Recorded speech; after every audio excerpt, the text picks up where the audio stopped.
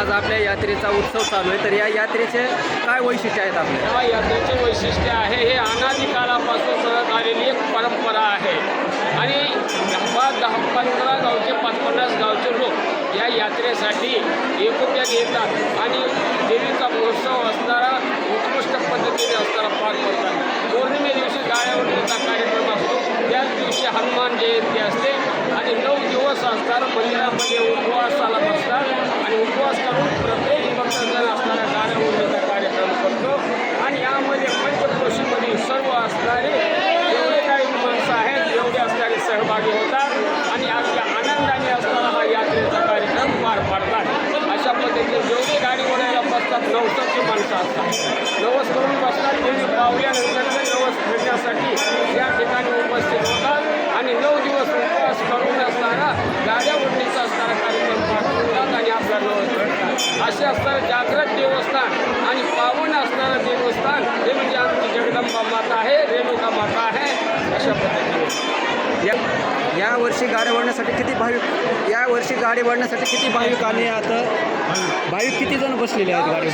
भाविक आहेत 225 भाविक आहेत आणि ते 225 भाविक गाड्या ओढण्याचा आणि गाड्या वळण्याचा कसे चालले जाते की गाडी वळताना किती भाविक एका गाडीसाठी एका माणसाला जवळपास 80-90 नारळ लागतात आणि गावातील सगळ्या देवतांना ते सुरुवातीला नारळ फोडून येतात, नंतर 12 गाड्या आणि 13वा गाडा असतो, त्या प्रत्येक गाडीला असताना नारळ फोडतात आणि गाड्या ओढणाऱ्या माणसाला घरून वरी 2 माणसं चालतात आणि सर इथं जे बसलेले आहेत टाकतात आणि तो गाडी ओढून मंदिराच्या समोर असतो। नंतर असणारा परत गाड्या पाठीमागणे जातात, दुसऱ्याचा नंबर असणारा येतो, असं करत करत सर्वांचा नंबर असणारा 4-4:30 वाजेपर्यंत तिथे आपला महोत्सव चालतो। याच ठिकाणी सगळे भाविक आपण ते पाहतो बसलेले सर्व भाविक आहेत, ते गाडी ओढण्यासाठी बसलेले भक्त आहेत हे सर्व। हे तुतारी वाजवणारे हे चौकदार आहेत, हे आवाज देवदार आहेत।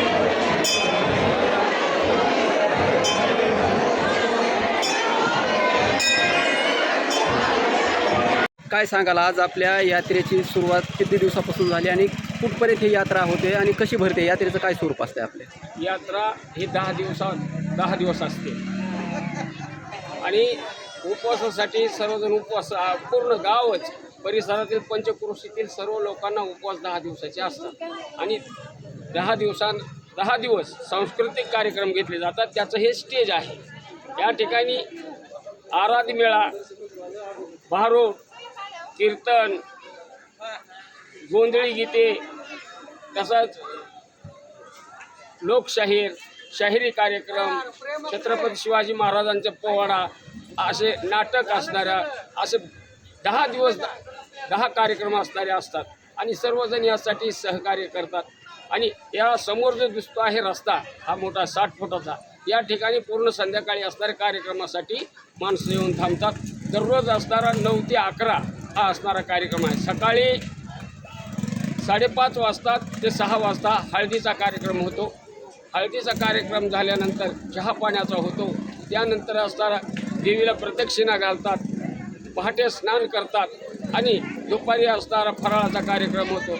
नंतर असणारा संध्याकाळी आरतीचा कार्यक्रम ठीक 7:30 वाजता दररोज असणारा 12 महिने आरती 7:30 वाजता असणारी मंदिरामध्ये होते आणि ही अशी पावन देवी आहे म्हणून पुणे मुंबई असे लांबून लोक काय करतात, नवस करतात आणि या ठिकाणी भेट देण्यासाठी येतात।